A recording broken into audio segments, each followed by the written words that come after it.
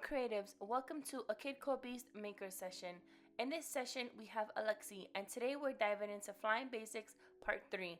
Here's an example of what we are making today. Let's get started. Welcome everyone to our Part 3 Unreal Engine 5 tutorial. Today I will show you how to add animations and easily rig our 3D character model. First we want to go into our content drawer, go into input actions.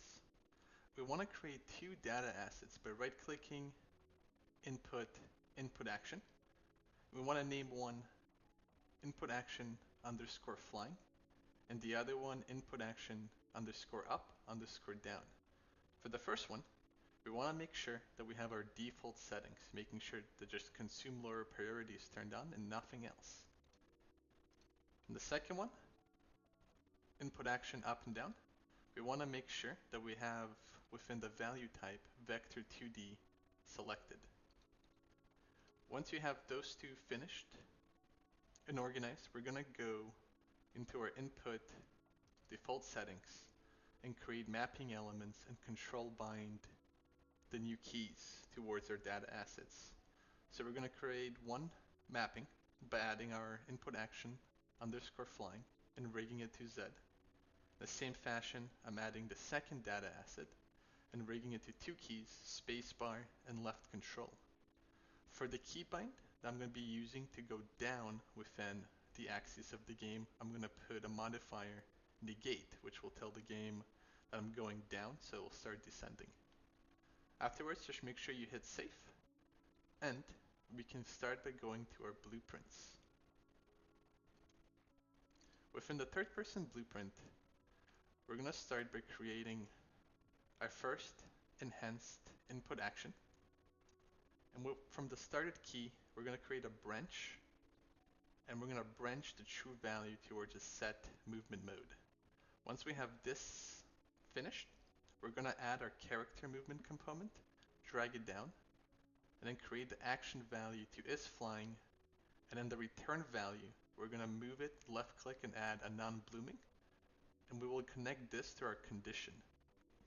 So what this means that when our character is flying, or our model is flying, that it will continue to fly. But with this blooming, we're going to continue and duplicate the set movement mode below. Above, we're going to put the movement mode to falling, as here it's set for flying. So when we're flying, and when we're not flying, we're going to have the animation that we're falling. So this will be the first input action. So start it to branch true value to set movement mode. We're going to duplicate it above, make sure that we have falling and flying, add a blooming, put the return value to it, and then connect this towards the condition, making sure that the true value is flying and the false value is falling. And this will be part one of the mechanics. Part two of the mechanics is a little bit much more simpler. So we're going to duplicate our character movement and is flying component below. We're going to right click and add get controller, and then from its return value, we're going to get actor up vector, and we're going to connect them all the way to the world direction. From the return value of is flying, we're going to do the same idea as we did above by left clicking, adding a branch, connecting the return value to its condition, and making sure the true value is connected to the movement input.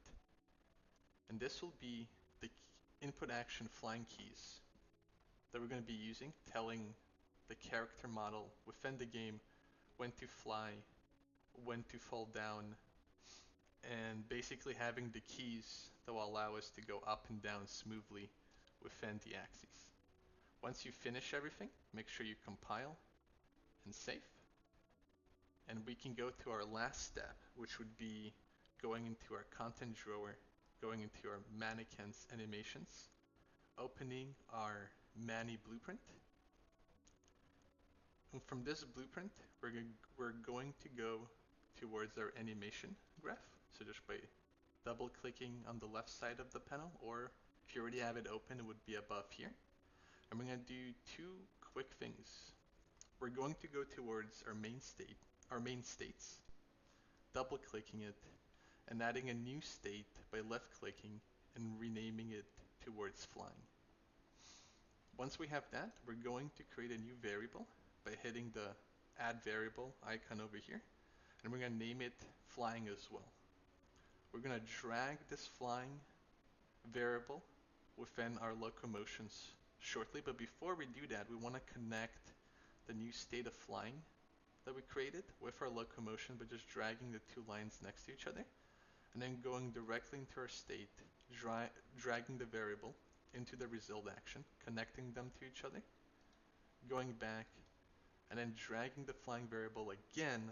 However, we're not going to connect them, but we're just going to drag them towards the graph and then connect the return value towards a non-blooming again, and then connecting this result value into the enter transition. So basically telling our character the command to fly and then telling him the command not to fly. Once we're here, we're going to go into our flight state, and we're going to go into our asset browser and type in flying, which will be the flying animation for Mixima. And we're just going to drag it towards our animation pose. So it should look something like this. Once you drag it there, you will get your flying sequence right here. And to test it, you can hit the loop animation, which will allow us basically making sure that the animation is looped constantly while the keybind is clicked. And if we go towards the left side and we hit on the variable and we hit flying, we can see that everything within the blueprint, the animation graph, is compiled properly and is sending the right information that will allow our character to fly. And then using this formula will allow us to add not just one flying animation, but just within this graph we can just insert all of our animations towards every key that we're trying to rig within our character model. So if we turn off the flying mechanic and we make sure everything is compiled and safe, we can exit and go into our blueprint. And if we hit our flying control, which will be Z for me, we'll have the animation, and then space to go up, and then left control to descend. And if we hit our flying keybind again, we will have our falling animation. So it's a very simple rig, but using this formula in Blueprint, we can now start adding more animations towards every keybind and every sequence we want, and then start slowly customizing and adding the skeleton until we have, something that we're very happy with, and we can start transporting that skeleton towards any character model that we want. I hope you guys enjoyed part 3 and flying animations, and I hope to see you in 2 weeks for our landscape tutorial in Unreal Engine, going over the essentials of basics in landscaping, modeling, and building an open world game.